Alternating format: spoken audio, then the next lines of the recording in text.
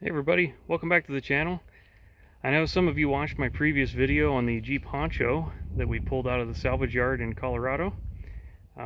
Finally got this thing home, done a little bit of work to it, bought some parts for it. Something I just added this morning was I put all original Jeep wagon wheels with proper center caps back on it.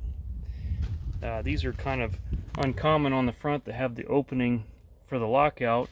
Most of them were closed, like the back side, like these, and that's because Jeep had the Quadra-Track, which you wouldn't have to lock the hubs or unlock the hubs for.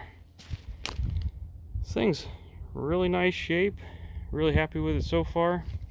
Gathered a few pieces, got a spare wheel, got a replacement grill, picked up a AX15 manual 5-speed transmission to go in it, since this one doesn't have a transmission in it. Original Dana 20 transfer case, I'm still on the fence about. I may go to a Dana 300 because it fits this bolt pattern a little bit better, but we'll see when I get closer. I've got to order an adapter from Novak to install this, and then I'm going to put a new clutch in it just because it's a part, and then I'll have to worry about fabricating some mounts because it'll be ever so slightly different than original. But I do have the original cross member right here, and hopefully we can use it the best we can. Unfortunately, the original bell housing on the AX15, it will work, but I don't want to use a hydraulic clutch. I want to use the original mechanical clutch like came on the Jeep initially. Although that will fit, I don't want to change that. Unfortunately, the original bell housing for the T18 that I do have way back there, it is incorrect for the adapter. So I had to buy one for the other style. I think 3-speed transmission this could have came with. I actually got a brand new one. It's an Omix reproduction one. I got it used off of eBay, but it's brand new. It's just out of the box. So pretty happy with that. And unfortunately, this hood, there's probably a good body guy out there that could fix it. I am not that person, so I had to do some hunting. And I came up with this. This is a 79 Cherokee Chief, and body was in really good shape.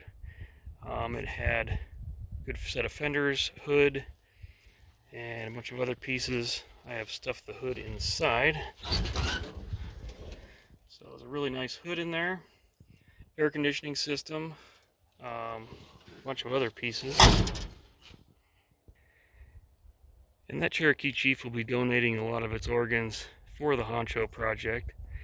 And as a bonus, the Cherokee Chief has a lot of pieces I will need for my Cherokee, also known as the Barney Wagon.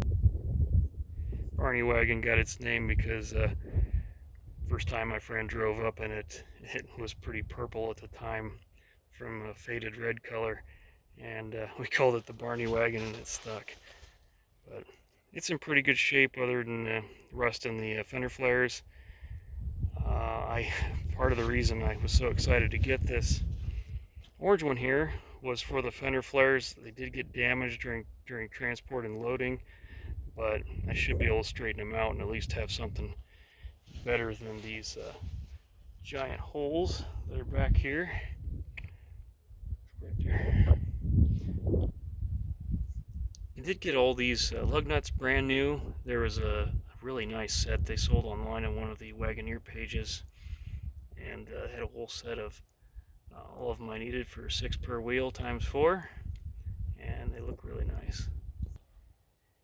Managed to find a original set of wheels and tires.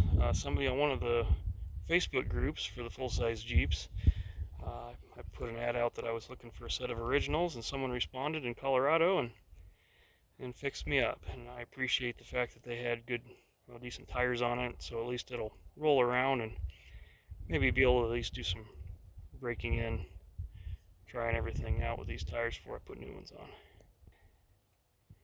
Being that it lives in New Mexico now, I had to make sure I covered up the interior, the dash pad and all that, because The New Mexico sun is relentless.